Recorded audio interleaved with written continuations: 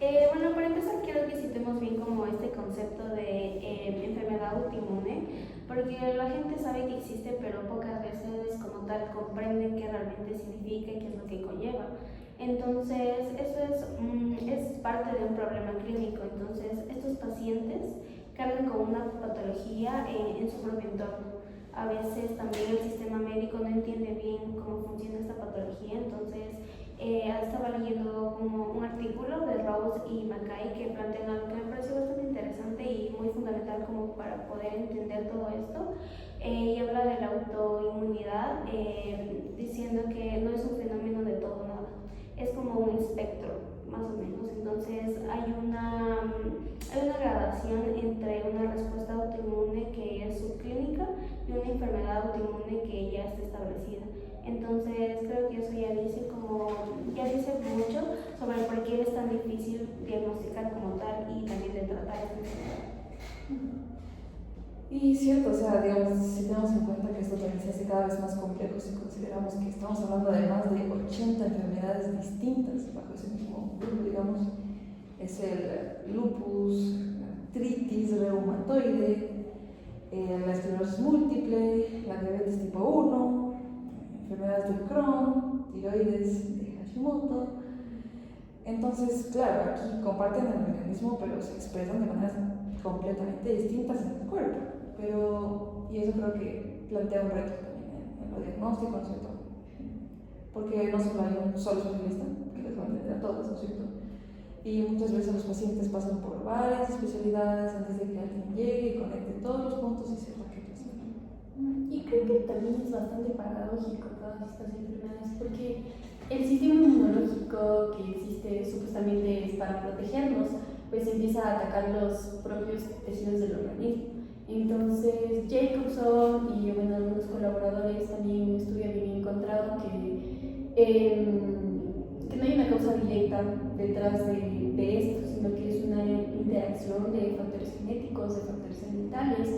Y pues esto va a tener entonces implicaciones enormes, porque significa que no va a haber solo un perfil de paciente de riesgo, sino que en realidad la prevención va a ser muy difícil porque no se tiene muy clara información ni los síntomas de esto. Ajá, y precisamente conectado con eso, hay un dato que impacta especialmente y que tiene como consecuencias directas en como tal la experiencia hospitalaria. Entonces, la misma ARDA encontró que una persona con una enfermedad autoinmune ve un promedio de entre 4 y 6 médicos distintos durante un periodo de 4 o 5 años antes de llegar a un diagnóstico como tal ya correcto. Entonces, eso no es solo un problema médico, porque bueno, la persona llega a dudar de sí misma, también siente que nadie le cree, que quizás puede ser algo psicosomático también. Entonces, cuando finalmente llega esta validación diagnóstica, muchas veces puede generar este alivio cuando incluso si esta noticia es grave como tal.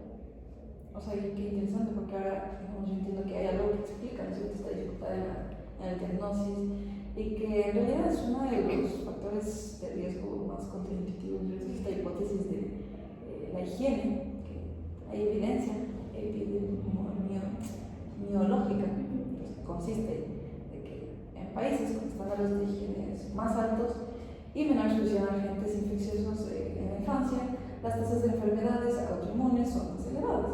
Entonces, la idea de que el sistema inmunológico necesita cierta exposición para calibrarse, ¿no es cierto?, es más o menos ahí plantea. Entonces, desarrollarse en un ambiente con poca exposición microbiana puede dejarlo propenso a atacar estos targets equivocados, ¿no es cierto?, incluyendo los propios tejidos. Y ahora que mencionaste el agua también, ellos habían reportado enfermedades, que estas enfermedades autoinmunes afectaban mucho más a personas, por ejemplo, que tenían cáncer o con enfermedades cardiovasculares juntas. Pero claro, en realidad si nos damos cuenta, estas enfermedades autoinmunes reciben mucho menos atención y también se investiga mucho menos en este tema. Si vemos la comparación con las otras. Entonces, por eso esta brecha va a ser difícil para que nos ayude a investigar y conocer más sobre las otras enfermedades.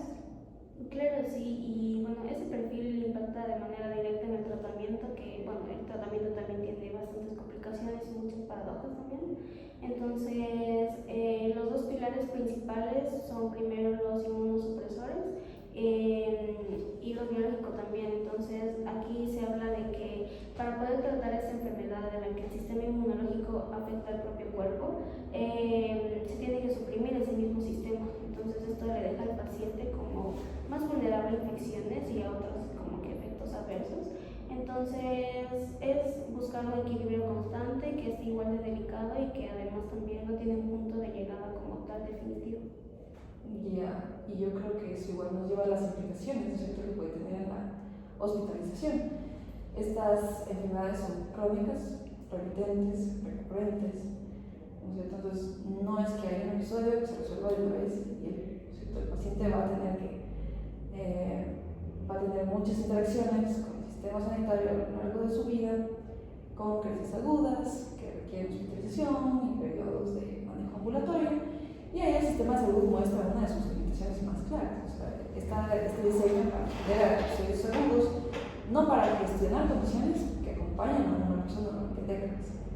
Y bueno, para terminar, entonces es importante decirles que sí es importante que haya una coordinación entre las especialidades, que haya también atención longitudinal y un modelo de cuidado que vaya a contemplar no solo aspectos médicos, sino también aspectos psicosociales, porque esto va a impactar mucho a las personas que tienen estas enfermedades. Entonces siempre es importante también hacer seguimiento para ver cuándo puede suceder un siguiente episodio. Entonces, bueno, gracias, Manuel.